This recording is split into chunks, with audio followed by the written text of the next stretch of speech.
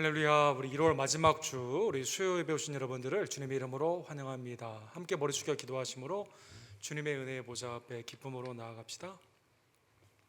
사랑과 자비가 풍성하신 하나님 아버지, 2022년 새해를 허락하여 주시고 어느덧 수요 예배로 주님 앞에 영광 돌리게 하심에 감사를 드립니다. 마지막 주에 1개월 동안에 우리의 삶을 뒤돌아보며 하나님 앞에 마땅한 회개와 주님을 향한 믿음의 감사와 헌신 가운데 나아가는 날로 성화되는 우리 언덕교회 모든 지혜를 낼 수 있도록 주여 역사하여 주시옵소서. 오늘도 예배 가운데 하나님의 은혜로 함께하여 주시고 말씀과 찬양과 기도 가운데 주님이 영광 받으시는 거룩한 예배 되기를 간절히 원합니다. 주님, 우리 예배를 연락하여 주시옵소서. 예수 그리스도의 이름으로 간절히 기도드립니다. 아멘.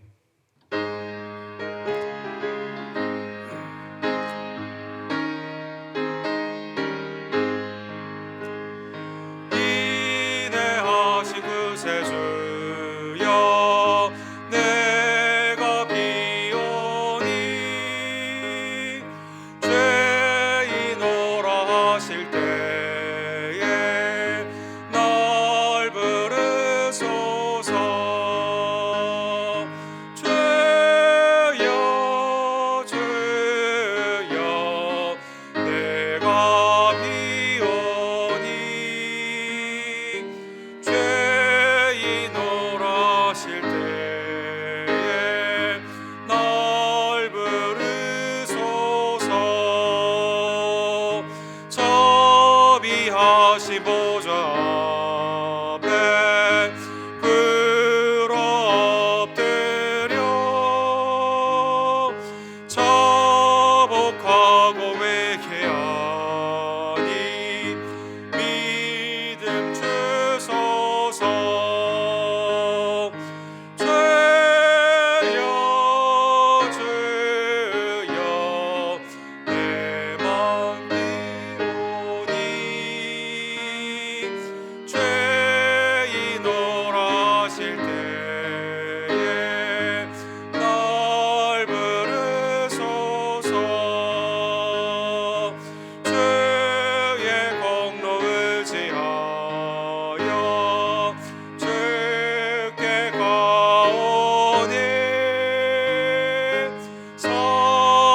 마음을 고치시고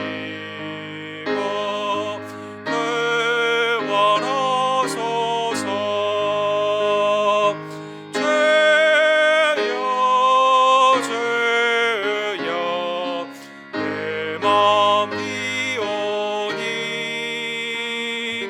죄인오라 하실 때에 날 부르소서. 반복 끊은 우리 주여 위로하소서. 우리 주와 같으시니 어디에 있을까. 주여 주여 내 맘 비오니 죄인오라 하실 때에 날 부르소서.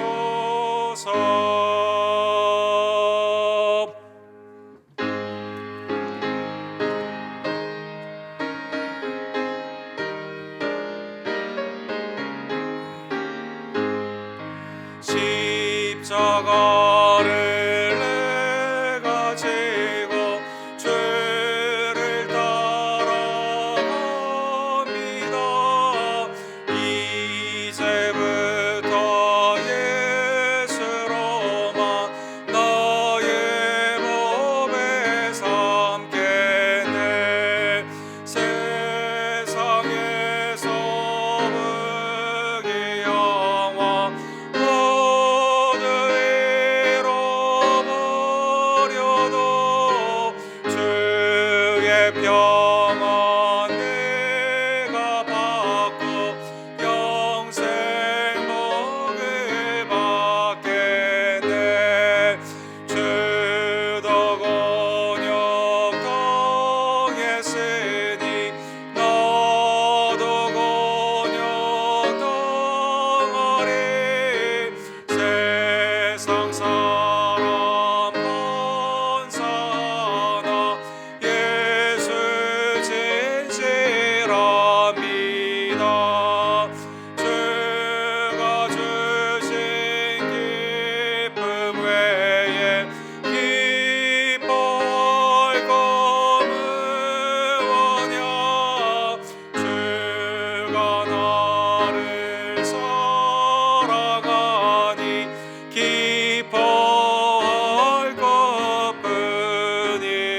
일세.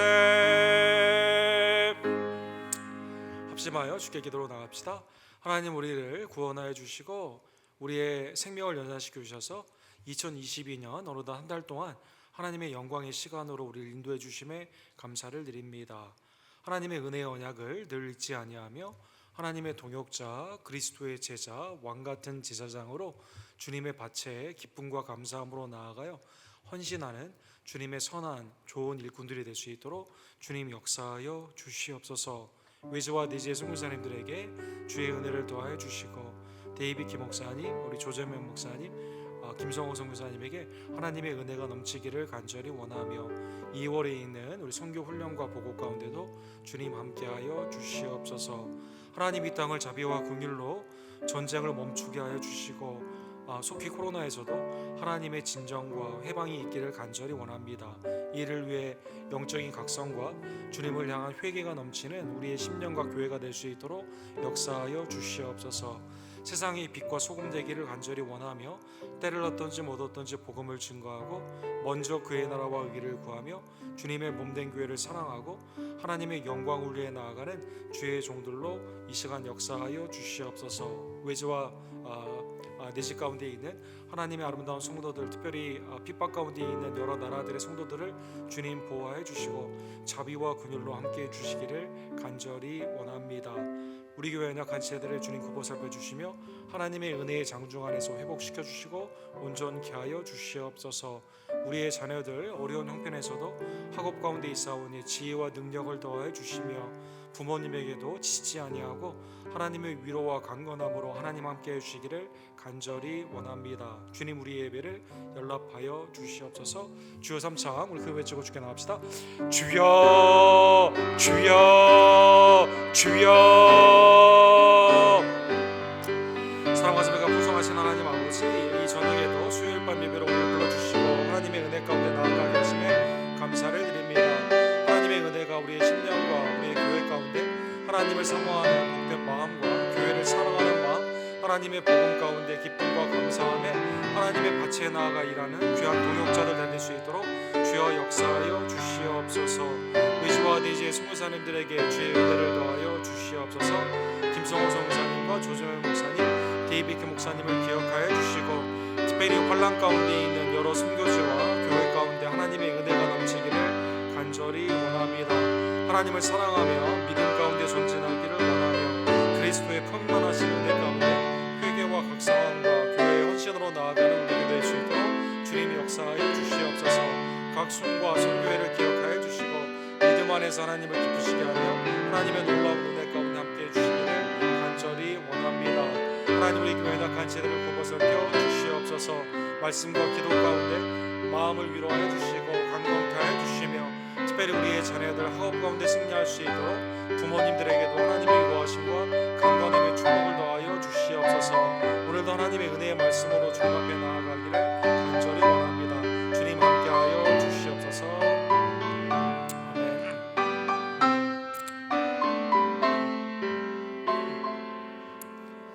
자비와 긍휼이 풍성하신 하나님 아버지, 우리를 눈동자처럼 지켜주시며 세상에서도 하나님의 왕같은 제사장으로 주님을 따르는 제자들로, 또 주님의 밭에 나아가 일할 수 있는 선한 일꾼들로 우리를 구원해 주심에 진심으로 감사를 드립니다. 주권주 하나님이 이 땅 가운데 강림하여 주시옵소서. 전쟁을 멈추어 주시는 하나님의 평강이 임하기를 원하며 전염병이 속히 회복과 은총으로 멈추어지기를 간절히 원하고, 교회와 우리 성도들이 각성하며 예배를 소중히 여기며 예수 그리스도를 온전히 증거하는 하나님의 대부흥과 왕성함의 역사가 나타나기를 간절히 원합니다. 어려울 때일수록 하나님을 찾는 귀한 마음을 허락하여 주시옵소서. 사랑과 선을 격려하는 각 순과 선교회가 되기를 간절히 원하며 그리스도 안에서 함께 기뻐하고 함께 우는 하나님의 기쁨과 동일한 슬픔의 공동체로 우리 언덕교회를 축복하여 주시옵소서. 오늘도 사사기의 말씀을 통해 우리의 영이 예수 그리스도를 만나며 온전히 그리스도의 구원주 되심을 고백하고 믿음 가운데 담대히 나아가기를 간절히 원합니다. 하나님 말씀 가운데 역사하여 주시옵소서. 예수 그리스도의 이름으로 간절히 기도드립니다. 아멘. 오늘 하나님의 말씀은 우리 삼손의 초기 사역에 관련되어 있는 사사기 14장 14절에서 20절에 있는 말씀입니다. 사사기 강의 20번째 시간으로 사사기 14장 14절에서 20절 우리 한 절씩 함께 교독하기를 원합니다. 삼손이 그들에게 이르되 먹는 자에게서 먹는 것이 나오고 강한 자에게서 단 것이 나왔느니라 하니라. 그들이 사울이 되도록 수수께끼를 풀지 못하였더라.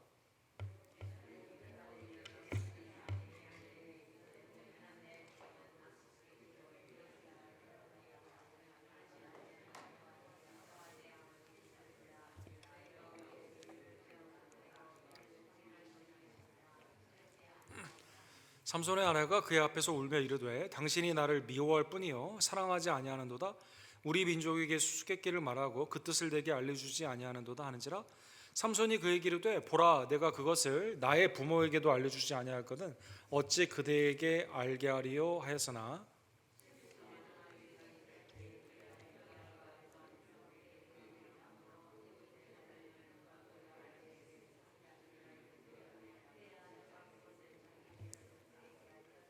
일곱째 날 해 지기 전에 성읍 사람들이 삼손에게 이르되 무엇이 꿀보다 달겠으며 무엇이 사자보다 강하겠느냐 한지라. 삼손이 그들에게 이르되 너희가 내 암송아지로 밭 갈지 아니하였더라면 내 수수께끼를 능히 풀지 못하였느니라 하니라.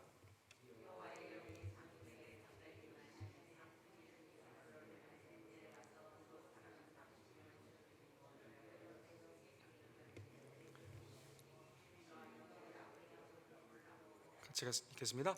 삼손의 아는 삼손의 친구였던 그의 친구에게 준 바 되었더라. 아멘. 우리 삼손의 오늘 초기의 사역, 우리 다음 주에는 중반부 그리고 다다음 주에는 그 마지막의 사역들을 우리가 함께 상고하기를 원합니다. 우리 오픈도어 미니스트리라고 세계 전 세계의 그 선교사님들의 현황과 각 나라에서 이 교회를 핍박하는 그러한 그 여러 데이터를 모아서 해마다 연초에 이러한 나라들을 위해서 기도해 주십시오라고 하는 핍박의 보고서 월드 와치 리스트 2022년도가 지난주에 이제 공표가 되었습니다. 리스트를 보시면 그 특별하게 그 해마다 바뀌는 건 별로 없지만 여전히 아시아와 아프리카에 있는 많은 나라들이 그 기독교를 핍박하는 것을 볼 수가 있습니다. 특이하게 그 멕시코 같은 경우도 전에는 그렇지 않았는데 이 선교사님들을 많이 핍박하는 그러한 나라로 이렇게 선정이 되고 점점점 말씀을 증거하기가 어려운 세상의 권위가 하나님의 교회 또 선교사님들이나 성도를 핍박하는 그러한 것들을 볼 수가 있습니다. 우리나라 주위에도 중국 같은 경우가 대표적인데 3천여 번이나 교회를 이렇게 공격을 하고 핍박을 하는 그러한 사고들이 작년에 있었다고 합니다. 특별히 이 팬데믹의 상황 가운데 이 보건을 위해서 이 백신을 맞으려면 아니면 치료를 받으려면 자기의 사생활의 데이터를 다 끄집어내야 되지 않습니까? 그 보고를 해야 되지 않습니까? 그래서 이게 그 언더그라운드에 있는 선교사님들이나 여러분들에게 굉장히 어려운 일이 되고 이렇게 백신이나 아니면 치료를 받기 위해 나타나게 되면서 이제 직업을 쓰는 난이랄지 하는 행동에 대한 여러 가지 것들을 이런 나라들은 보고를 하게 되어 있기 때문에 선교사님들이 그냥 그 치료도 제대로 받지 못하고 이 코로나로 말미암아 어려워하는 경우들이 굉장히 많이 있다고 합니다. 이 오픈도어 미니스트리의 그걸 보게 되면 그 선교사님들이 그래서 선교가 점점 어렵다 보니까 선교에 대해서 이제 그 굉장히 큰 절망감을 많이 느끼고 선교가 아닌 다른 일을 하고자 하는 그러한 분들도 많이 계시고 이 팬데믹의 하나의 부산물로 이 사역자들을 구하기가 어려운 선교사님들이나 사역자를 구하기가 어려운 그러한 일들이 많이 있다고 합니다. 영국의 유명한 작가인 그 그레암 그린이라는 분이 그 1961년도에 이 자기의 경험을 바탕으로 한 유명한 소설을 하나 쓰셨죠. 아키텍 건축가로 굉장히 명성을 날리던 사람이 갑자기 삶의 의미를 못 느끼게 돼요. 그래서 콩고에 있는 그 나병 환자촌에 가서 이제 자기의 여성 가운데 삶의 의미를 찾는 그러한 소설이 있습니다. 이 소설의 이름이 번아웃 케이스다라는 이러한 소설입니다. 그래서 이분이 처음으로 번아웃, 그러니까 그 탈진 증후군에 대해서 이 단어를 쓰면서 이 소설에서 나온 이 단어가 오늘날 광범위하게 많이 사용이 되고 있는 것이죠. 거기에 가보니까 이 나병 환자를 돌보던 많은 분들이 이 탈진이 되어 있고, 또 그 건축학자 그분도 거기에 가면 삶의 의미가 많이 있을 줄 알았는데 그것도 잠깐이고, 거기에서 굉장히 굴레를 도는 동일한 일 가운데 본인도 이제 탈진의 증세를 이렇게 겪게 되는 그러한 내용으로 소설이 되어 있습니다. 이걸 언급하는 이유는 오픈도어 미니스트리의 그 리포트에 보면 선교사님들이 핍박이 워낙 심해지고 성도들이 함께 이게 사역을 같이 못하고 돕는 자들이 많이 적다 보니까 탈진에 많은 분들이 이렇게 시달리고 있다고 합니다. 바나 리포트에도 우리 작년 11월 달에 보게 되면 여러 사역자들이 사역에 있어서 굉장히 어려움을 많이 겪고 있기 때문에 38% 이상 되는 사역자들이 이거를 이제 그만했으면 좋겠다라는 생각을 많이 한다고 합니다. 사랑하는 성도들은, 오늘 본문은 구약에 있는 삼손에 대한 그 초기의 사역에 나와 있습니다. 삼손은 사사기에서 가장 많이 그 사사로서 사역이 많이 소개되어 있는 대표적인 구약에 나타나 있는 사사이죠. 그가 태어날 때부터 하나님이 수태의 예고를 그에게 주시고 마노아와 경건한 어머니와 아버지 밑에서 나시린으로 그가 교육을 받고 자라게 됩니다. 지난주에 본 것처럼 사사기 13장 18절에 보면 블레셋의 압제 가운데 있는 이 나라에 하나님께서 단지파에게 삼손이라는 하나님의 선물을 주시죠. 18절에 보면 이 마노아가 제단에 이제 그 예배를 드리고 당신의 이름이 뭡니까라고 물어보게 됩니다. 이때 여호와의 사자가 내 이름은 기묘자다, 원더풀이다라고 말하여 주시죠. 그리고 24절과 25절에 보면 약속대로 아이가 태어나게 됩니다. 태어날 수 없는 상황인데 하나님이 수태예고를 하시고 그 가운데 태어나게 하셨다는 것입니다. 그래서 태양의 아들, 태양의 사람이라는 이름으로 삼손이라는 이름을 이렇게 짓게 되죠. 25절 13장에 보면 마지막에 이렇게 되어 있습니다. 여호와의 영이 그를 움직이기 시작하더라. 자, 하나님의 수태예고가 있었어요. 구원자 사사로 부름을 받았습니다. 나시린으로 자라나게 됩니다. 그리고 초기부터 하나님의 영이 그와 함께 있었다는 것입니다. 그런데 삼손의 사역을 쭉 보시면 삼손이 구원사 가운데 무슨 일을 할 때 도와주는 사람이 한 명도 없습니다, 여러분. 그래서 여러분, 아까 선교사님들 여러 사역자들 이런 이 배경 가운데 있는 것처럼 주님의 일을 하는데 단지파 사람들이 한 명도 도와주지 않아요. 심지어 부모님도 이 여호와의 영이 움직이기 시작한 삼손의 구원사를 오해를 합니다. 그리고 오늘 본문에 나오는 아내조차도 삼손을 배신을 하게 되죠. 그리고 나중에 보게 되면 단지파 사람들이 오히려 이 블레셋 사람에게 넘겨요. 오히려 잡아가지고. 그래서 그의 생애를 보게 되면 하나님의 영 가운데 그가 사역을 하지만 구원사 가운데 놀라운 하나님의 능력이 그 가운데 나타나지만 아무도 도와주지 않는 삶 가운데 이제 그 단지파의 구원의 사사로서 마지막 이제 앞이 멀게 되고 이제 거기 다곤 신상에서 자기의 삶을 이제 하나님께 드리는 모습으로 나와 있습니다. 초기의 사역에 보게 되면 오늘 본문 2절에 보면 우리가 쉽게 이해할 수 없는 그러한 행동들이 나옵니다. 2절에 보시면 내가 딥나에서 블레셋 사람의 딸들 중에서 한 여자를 보았사오니 이제 그를 맞이하여 내 아내로 삼게 하소서. 이 딥나라는 지역은 원래 단지파에 원래 소속된 곳이었는데 단지파가 영적인 사역 가운데 나아가지 못하고 아모리 족속에게 나중에 빼앗기게 되죠. 그리고 아모리 족속이 나중에 블레셋으로 빼앗긴 그러한 곳입니다. 그러니까 딥나라는 곳 자체가 사실 하나님이 언약 가운데 주신 땅이에요. 근데 그 땅에 있는 여인이 다른 나라 사람들이 와가지고 블레셋 사람들이 점검을 하게 되면서 거기에 삼손이 가서 이 여인과 결혼하기를 원했다는 것입니다. 아무래도 블레셋 사람들의 딸이니까 부모님은 나시린의 또 부모님도 그렇고 삼손도 그렇고 나시린 같이 거룩한 삶으로 나아가는 그런 모습이었기 때문에 아마 그 이방인과의 결혼에 대해서 부모님이 별로 좋아하지 않으셨을 것입니다. 그래서 오늘 본문 3절에 보면 부모가 이렇게 말합니다. 내 형제들의 딸 중에서나 내 백성 중에 어찌 여자가 없어서 내가 할례 받지 아니한 블레셋 사람에게 가서 아내를 맞으려 하느냐. 그러니까 부모님 입장에서는 당연하겠죠. 이 아이가 나실인으로서 하나님의 구원사의 쓰임을 받게 되는데 갑자기 딥나라는 곳에 가서 블레셋 지역에 가가지고 여인이 있는데 이 사람을 내가 결혼하겠다고 하니까 이 부모님이 이해를 하지 못한다는 것입니다. 4절에 보면 그런데 해석이 이렇게 나와 있습니다. 성경의 해석은 조금 달라요, 여러분. 그때 블레셋 사람이 이스라엘을 다스린 까닭에 삼손이 틈을 타서 블레셋 사람을 치려 함이었으나 그의 부모는 이 일이 여호와께로부터 나온 것인 줄은 알지 못하니라. 이 본문이 이제 해석의 성경의 난제 중에 하나죠. 난제, 어려운 해석의 본문 중에 하나입니다. 분명히 이제 그 이스라엘의 그 고대 사회에서는 동족끼리의 결혼이 장려가 됐거든요. 또 그 할례 받지 아니한 블레셋이나 다른 민족과의 결혼은 이 종교적인 그러한 다른 것 가운데 그 영이 다른 거기 때문에 모세 율법에서도 여러 군데에서 이것을 금지하는 조항이었습니다. 근데 반대로 이스라엘의 역사 가운데 사실 그 여러 민족들이 주님 안으로 들어오는 것도 볼 수가 있죠. 뭐 대표적으로 사사 시대 바로 앞에 있던 여호수아 시대에 누가 들어오게 됩니까? 라합이 들어오게 됩니다. 그래서 예수님의 족보에 들어가지 않습니까?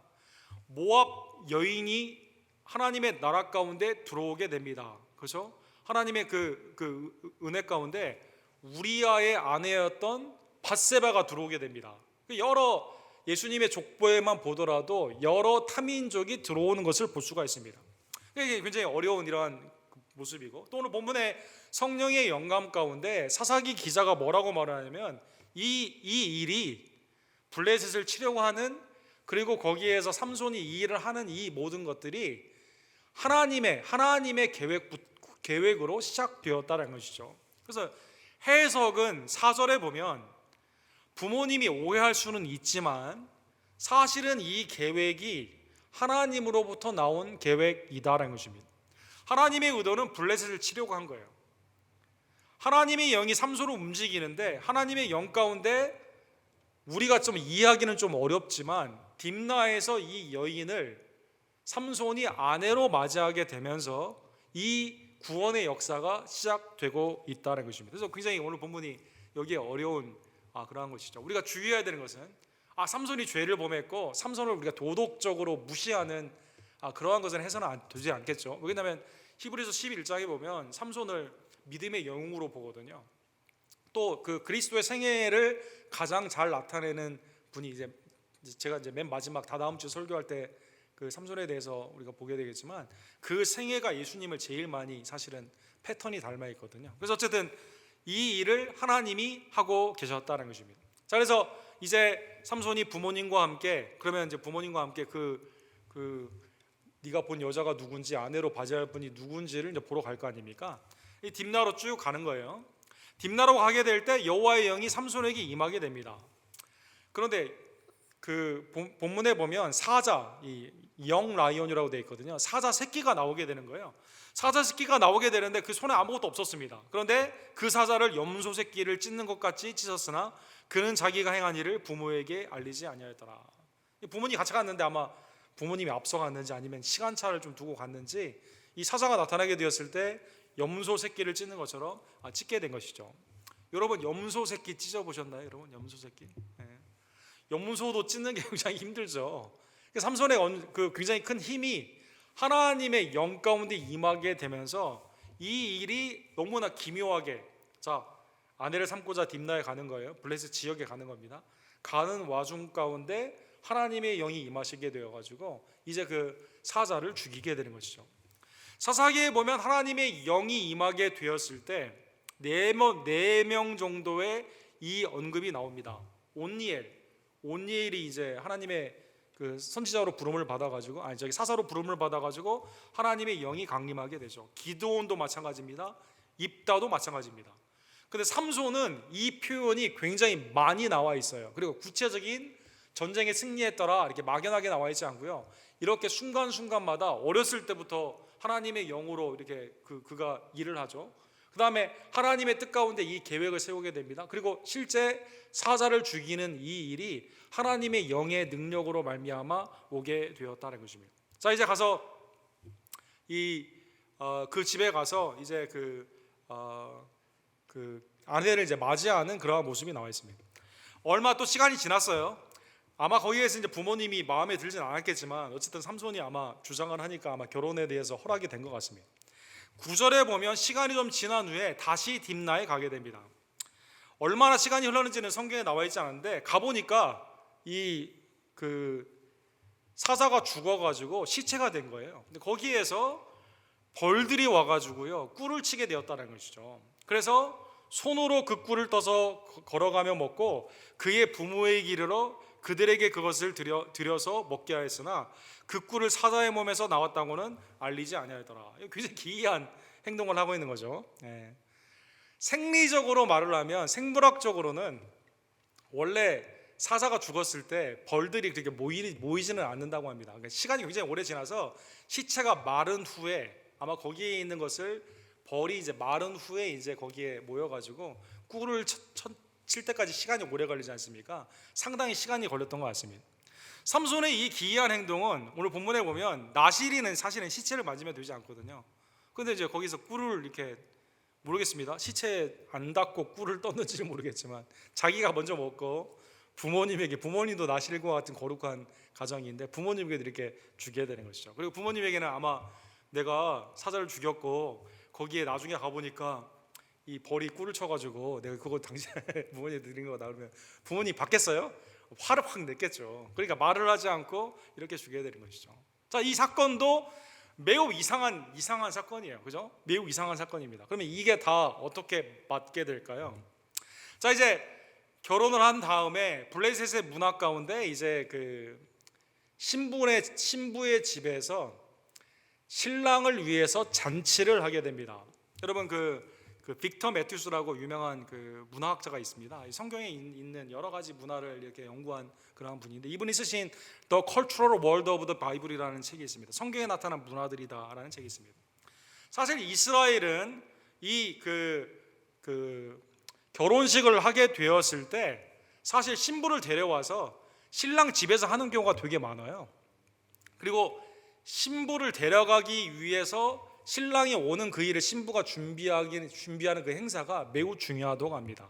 근데 오늘 본문은 히브리적인 그러한 결혼식이 아니라 블레셋 사람들의 문화를 따랐거든요. 그래서 신부 집에서 신랑을 위해서 잔치를 베풀게 되는 것이죠. 그리고 이 피로연은 혼인 잔치는 신부 집에서 다 준비를 하게 되었다는 것입니다. 자, 그래서 이 잔치 가운데 여기에 가는 거죠. 7일 동안의 이 잔치를 그들이 하게 되는 것이죠. 잔치를 하는 그러한 모습 가운데 오늘 본문 12절에 보면 30명이나 되는 그 신부 집에서 30명이나 되는 남자 신랑을 위한 친구들을 준비했습니다. 장정 30명을 준비했다는 것은 이 딥나에 있는 이 여인의 집안이 상당히 영향력이 있었던 집안인 것을 우리가 힌트로 알 수가 있습니다. 그래서 잔치를 하는 것 가운데 30벌의 옷을 이제 주는 이제 그러한 그 문화 가운데 그 신부에서 준비한 친구들에게 선물을 주는 그러한 일 가운데 삼손이 이렇게 말을 합니다. 수수께끼를 낼 테니까 한번 너희가 풀어보라. 풀어주면 내가 너희에게 좋은 옷을 주겠다. 속옷과 겉옷을 주겠다. 이렇게 말을 합니다. 그 말씀이 이제 12절에 나와 있죠. 이제 내가 너희에게 수수께끼를 내리니 잔치하는 1회 동안에 7일 동안에 너희가 그것을 풀어내게 말하면 내가 베옷, 이건 속옷입니다.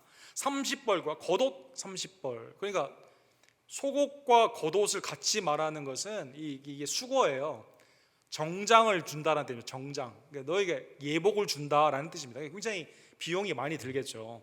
이렇게 해서 주게 되는 것입니다. 수수께끼는 뭐였을까요? 수수께끼는 오늘 본문에 보면 삼손이 자기 아까 말씀드린 딥나에 처음 갔을 때 있었던 사자가 나와서 죽였지 않습니까? 여호와의 영이 임해서 이렇게 죽이지 않았습니까? 두 번째 갈 때 거기에서 벌들이 꿀을 쳤어요. 그 꿀이 나오는 그 자기의 경험을 가지고 그렇게 수수께끼를 낸 거죠. 그러니까 자기의 경험으로 냈기 때문에 사랑하는 성도 여러분, 이거는 내가 아무리 풀라고 해도 내가 그 경험을 하지 않았으면 이게 풀기가 매우 어렵습니다. 누가 나에게 수수께끼라는 게 그렇지 않습니까? 알려주면 아 그거구나 라고 되지만 모르면 이게 굉장히 답답하거든요. 예를 들어 성경에 보면 수수께끼라는 이 단어, 은밀하지만 알려주게 되는 이 단어 후드라는 히브리 말인데 에스겔서에 이 말이 인용이 되어 있습니다. 에스겔서 17장 2절에 보면 인자야 너는 이스라엘 족속에게 수수께끼와 비유로 말하라 이렇게 되어 있습니다. 여기에서 하나님이 독수리의 비유, 포도나무의 비유를 이렇게 말해 주시고, 시냇가에 포도나무가 있는데 독수리가 와가지고 이걸 먹는데 만약에 이 나무가 없으면 와서 어떻게 먹겠느냐, 이 독수리의 비유를 하는 거죠. 그러니까 이 비유는 여러분 나중에 해석이 나옵니다. 해석은 그거죠. 독수리는 바벨론입니다. 남쪽에 있는 포도나무가 시냇가에 있으려고 하는 거기는 나일강을 상징하는 이집트입니다. 애굽. 당시에 이스라엘이 바벨론, 애굽 사이에 어디로 갈 것이냐 이게 굉장히 정략적으로 많이 고민을 하는 그런 것 가운데 하나님께로 돌아와야 되는 것을 알지 못하고 잘못 기대는 이 정략적인 당시에 있는 죄를 이렇게 표현하는 거거든요. 이걸 알면 설명해주면 알지만 난데없이 포도조합 그 포도나무 얘기를 하면 백성들이 깨닫겠어요? 잘 모른다는 것이죠. 사랑하는 성도 여러분, 신약에 보게 되면 수수께끼와 같은 단어는, 수수께끼라는 단어는 나와 있지 않지만 이거를 예수님이 비유, 패러블이라는 비유로 많이 사용을 합니다. 예수님이 신약에 보게 되면 비유를 굉장히 많이 말씀하세요. 비유도 그걸 처음에 듣지 않습니까? 관심이 없으면 무슨 뜻인지 몰라요. 설명을 해주면 알게 됩니다. 설명을 해줄 때 누가 알게 되죠? 관심이 있는 자는 알게 됩니다. 어쨌든 삼손이 수수께끼를 하는 거예요. 먹는 자에게서 먹는 것이 나오고 강한 자에게서 단 것이 나왔다 이렇게 됩니다. 이게 수수께끼예요. 그러니까 이제 사흘이 되었어요. 이게 수수께끼를 알기가 매우 어렵죠. 왜 그러냐면 이 수수께끼는 풍습에 있는 돌아다니는 어떤 속담 같은 그런 수수께끼가 아니라, 어디서 들어본 게 아니라 하나님의 영이 삼손에게 임함으로 말미암아 이 사건 가운데 있는 경험이거든요. 이건 알 수가 없는 거죠. 그러니까 이제 17절에 보면 7일 동안 이제 결혼 잔치를 하게 되는데 얼마나 마음이 다급하겠습니까? 그러니까 이 30벌의 옷에 이 몰입이 되어 있는 이 블레셋의 이 남자들이 누구를 닥달할까요? 삼손의 아내를 닥달하게 됩니다. 그래서 본문에 보면 그의 아내가 그의 앞에 울며 그에게 강요함으로, 계속 우는 거예요.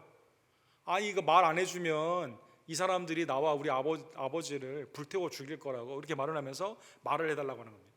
7째 날에 그가 그의 아내에게 수수께끼를 알려주매 그의 아내가 그것을 자기 백성들에게 알려주었더라. 그래서 이제 이 말 안 해주면 이 사람들이 날 죽일 거다라는 말을 했는데, 여러분 이건 블레셋에 있어서 농담이 아니라 실제로 이런 일들을 많이 했습니다, 여러분. 그리고 실제 이걸 알려준 아내 있지 않습니까? 나중에 우리 다음 장에 보게 되면 15장에 보게 되면 이 장인이 이 삼손의 아내를 다른 남자에게 또 바로 주지 않습니까? 삼손이 거기에 대해서 분노를 하게 되었을 때 삼손에 대한 보복으로 이 누구를 불태우게 됩니까? 이 장인과 아내를 불태우거든요. 15장 6절에 보면 블레셋 사람들이 올라가서 그 여인과 그의 아버지를 불사르니라. 그러니까 얼마나 블레셋 사람들이 호전적이고 잔인한 사람인지 알겠죠. 그러니까 자기 동족의 여인임에도 불구하고 결혼식의 축복의 장소임에도 불구하고 그건 관심이 없어요. 삼손에 대한 어떤 그 삼손의 구원자로서 있는 그 삼손을 죽이기를 원하고 삼손에 대해 이렇게 그 폭력을 행사하는 그러한 사람들이었다는 것입니다. 자, 7째 날에 부모에게도 알려주지 않은 그 수수께끼를 삼손이 알려주게 됩니다. 알려주게 되니까 7째 날에 그 사람들이 이제 들었을 거 아닙니까? 들으니까 다 깨닫게 되는 거거든요. 이 깨닫게 되는 그것을 보게 되면 아내가 이제 배신을 해서 알려주게 되는 것이죠. 그래서 삼손에게 답을 합니다. 무엇이 꿀보다 달겠으며 무엇이 사자보다 강하겠느냐. 이게 이 당시에 이제 이 그 히브리 문법 가운데 시에 쓰는 평형법이라고 하는 방법이 쓰여져 있죠. 단 거는 꿀입니다. 가장 단 거는 당시에. 가장 강한 거는 뭡니까? 가장 강한 동물은 사자입니다.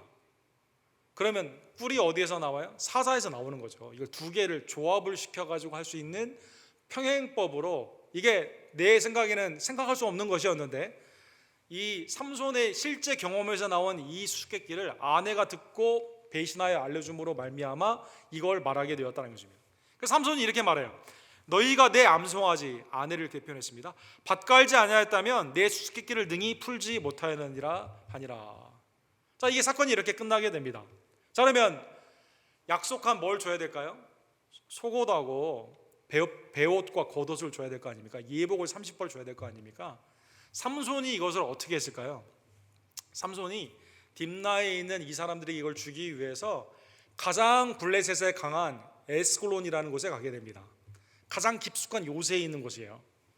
19절에서 20절에 보면 여호와의 영이 삼손에게 갑자기 임하심에 삼손이 에스골론에 내려가서 그곳 사람 30명을 쳐 죽이고 노력하여 수수께끼 푼 자들에게 옷을 주고 심히 노하여 그의 아버지의 집으로 올라갔고 삼손의 아내는 삼손의 친구였던 그의 친구에게 준 바 되었더라. 그 에스골론에 가서 30명을 어떻게 죽여요? 하나님의 영이 임함으로 말미암아 죽이게 된다는 것입니다. 자, 시작의 계획은 누구로부터 왔어요? 하나님으로부터 왔습니다. 사자가 나타났을 때 어떻게 죽여요? 하나님의 영이 임함으로 말미암아 죽였습니다. 그렇죠? 그래서 나중에 이 사건을 통해서 수수께끼를 내게 됩니다. 그리고 여기에 있는 이 사건에 30명에게 옷을 주기 위해서 블레셋의 에스골렌을 가서 30명을 죽이고 그 가운데서 옷을 주게 되었다는 것입니다. 하나님의 계획이 시작이 이게 기묘하게 하나님 말씀 그 자체로 매우 묘하게 그대로 이루어지게 되었다는 것입니다. 자, 그러면 30명이 죽은 에스골론 사람들은 너무 억울하다 생각할 수 있지 않습니까? 그런데 에스골론은 어떤 곳이에요? 블레셋의 가장 큰 요새이며 강한 도시거든요. 이스라엘을 압제하는 그러한 나라거든요. 도시국가 중에 5개 국가 중에 하나거든요. 삼손이 거기에 가서 구원의 사사로서의 일을 행한 겁니다, 여러분. 일제시대에 안중근 의사나 윤봉길 의사가 일본의 편을 봤을 때는 폭력적이고 암살범이고 그러지만 대한민국 독립사에서는 영웅이 된 것처럼 삼손이 이스라엘의 구원을 위해 하나님의 영이 임함으로 말미암아 그렇게 했다는 것입니다. 심판의 이유는 당시 블레셋 사람들의 불의죠. 수수께끼를 못 풀었는데 아내를 닥달해서 이렇게 알지 않았습니까? 이스라엘을 강압하지 않았습니까? 장인은 오늘 본문에 보면 아마 삼손이 떠나가게 되니까 다시 못 올 거다라는 생각을 했나 보죠. 다른 사람에게 아내를 그냥 주게 됐어요. 결혼의 언약을 깨게 됩니다. 그래서 하나님이 블레셋과 장인의 불의, 이스라엘에서 블레셋을 구원하기 위한 하나님의 방법으로, 보통의 인간이 생각하지 못하는 방법으로 이렇게 구원을 하여 주셨다는 것입니다. 자, 오늘 본문의 말씀을 통해 매우 기묘한 하나님의 구원의 은혜를 우리가 이 사건을 도덕적으로 판단하는 그게 아니라, 그렇죠? 삼손이 잘못했네. 예? 삼손이 나쁜 사람처럼, 도덕적인 나쁜 사람처럼 판단하는 게 아니라 하나님이 어떻게 계획하시고 진행하시고 완성하셨는지 주님의 관점에서 우리가 보는 주의 종들 되기를 원합니다. 사랑하는 성도 여러분, 신약에 보면 구원주로 오신 예수님을 누가 가장 미워했을까요? 대제사장이나 서기관과 바리새인과 사두개인, 가장 이스라엘을 대표하는 사람들이 싫어하죠. 또 누가 싫어합니까? 그의 식구들이 싫어합니다. 친족들이 싫어합니다.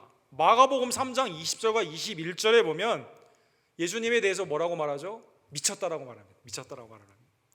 사랑하는 성도 여러분, 하나님의 구원의 계획은 우리의 상상을 초월하는, 우리가 전혀 깨닫지 못한 그러한 방법으로 우리에게 임하여 주셨다는 것입니다. 고린도전서 2장 9절에 보면 하나님이 이 지혜를 알았더라면 예수님을 십자가에 내어주지 않았겠죠. 그런 하나님의 이 구원 계획을 아무도 모른 거예요. 그래서 오늘 고린도전서 2장 9절에 보면 기록된 바 하나님이 자기를 사랑하는 자들을 위하여 예비하신 모든 것은 눈으로 보지 못하고 귀로 듣지 못하고 사람의 마음으로 생각하지도 못하였다 함과 같으니라. 하나님의 놀라운 계획이죠. 인간의 상상, 보지도 못하고 듣지도 못하고 마음 가운데 상상할 수도 없는 일이었다는 것입니다. 죄 없으신 예수님이 이 땅에 우리를 위해 강림하시고, 죄 없으신 예수님이 우리의 죄를 감당하고자 모든 율법을 순종하시고 우리의 의를 위해서 십자가에 못 박혀 죽으시는 그 모든 과정에서 친족도 미쳤다고 합니다. 제자들도 버립니다. 대제사장과 그의 하나님의 택한 백성들이 예수님의 십자가에 내어줬습니다. 도와주는 사람이 한 명도 없습니다, 여러분. 그러나 주님은 그 일을 온전한 하나님의 순종함 가운데 성취하셨다는 것입니다. 본문의 말씀을 깨달으며 여러분과 제가 구원주 예수 그리스도께 온전히 순종하는, 주님이 우리의 구원주가 되시는 하나님의 놀라운 이 원더풀 기묘자의 사역을 우리가 마음 가운데 믿고 주님 편에 서서 주님을 돕는 주의 종들 되기를 간절히 원합니다. 하나님의 사람에 대한 표현들이 성경에 많이 나와 있습니다. 특별히 로마서 마지막입니다. 8장 14절에 보면 무릇 하나님의 영으로 인도함을 받는 사람은 곧 하나님의 아들이다, 이렇게 되어 있습니다. 하나님의 영으로 인도함을 받는 사람, 삼손에 대한 생각이 바뀌게 되죠. 여러분과 저 그리스도 안에서 하나님의 성령의 인도하심으로 순종하며 나아가는 것이 곧 하나님의 택함을 받은 아들의 딸의 모습이다라는 것입니다. 계시록 14장 4절에 보면 천국에 갔을 때 하나님의 구원받은 종들에 대한 표현은 어떻게 되어 있을까요? 하나님의 은혜 가운데 어린 양이 어디로 가든지 따라가는 자들이다라고 그렇게 표현한 것입니다. 사랑하는 성도 여러분, 성령의 인도함을 받고 율법의 인도함이 아닌 성령의 인도함 가운데 여러분과 제가 하나님의 구원의 은혜 가운데 예수 그리스도가 나를 위해 하신 놀라운 은혜를 바라보며 그리스도 안에서 함께 나아가는 주의 종들 되기를 간절히 원합니다. 머리 대신 예수님 안에서 여러분과 제가 하나님의 은혜 가운데 서로 사랑하며 동역하며 믿음 안에서 주님 앞에 나아가는 우리 교회 안에서 번아웃이 없고 하나님의 은혜 가운데 그리스도의 동역자들로 충만한 우리 언덕교회 되기를 간절히 원합니다. 기도합시다.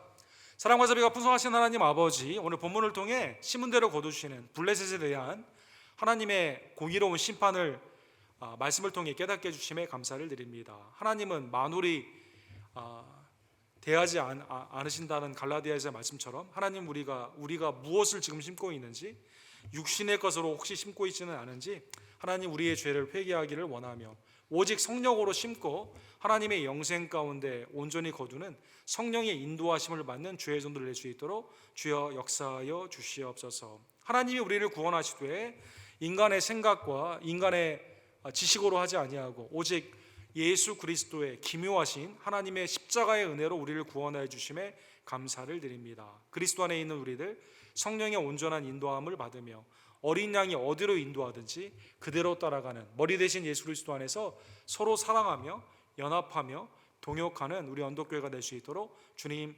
역사하여 주시옵소서. 예수 그리스도의 이름으로 간절히 기도합니다. 아멘.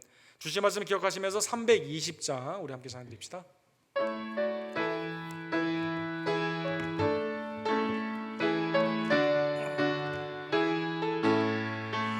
나의 죄를 정케 하사 주의 일꾼 삼으신 구세주의 넓은 사랑 항상 찬송합니다. 나를 일꾼 삼으신 주 크신 능력 주시고 언제든지 주 뜻대로 사용하여 주소서. 내게 부어주시려고 은혜 예비하신 주의 은혜 채워주사 능력 있게 하소서.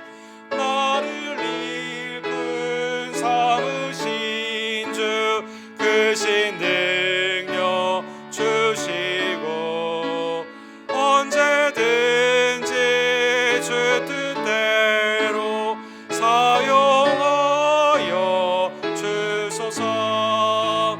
죄의 짐을 풀어주사 주의 능력 크도다.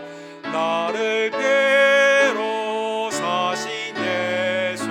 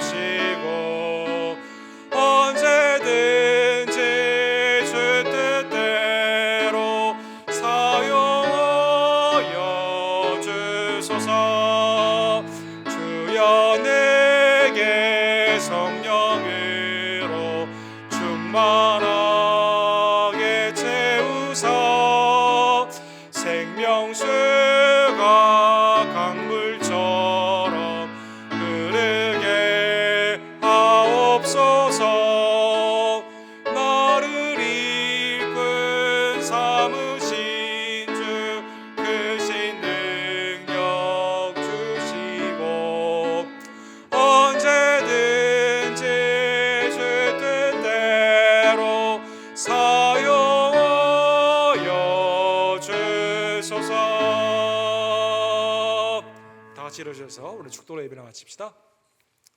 지금은 우리를 위해 이 땅에 강림하시며 홀로 십자가를 지시고 우리를 위해 부활하여 주신 우리의 구원주 예수 그리스도의 은혜와 어린 양 예수 그리스도를 우리에게 주시며 그의 인도하심으로 살게 하시는 하나님의 성도의 축복을 허락하여 주시는 아버지 하나님의 극진하신 사랑하심과 성령 하나님의 그리스도를 사랑하며 그리스도 안에서 서로 연합케 하시는 놀라운 역사가 주님의 동역자로 그리스도의 지체로 서로 사랑하며 하나님의 뜻 가운데 함께 나아가기를 간절히 원하는 우리 언덕교회 성도님들 머리 위에 지금부터 영원토록 함께 있을지어다.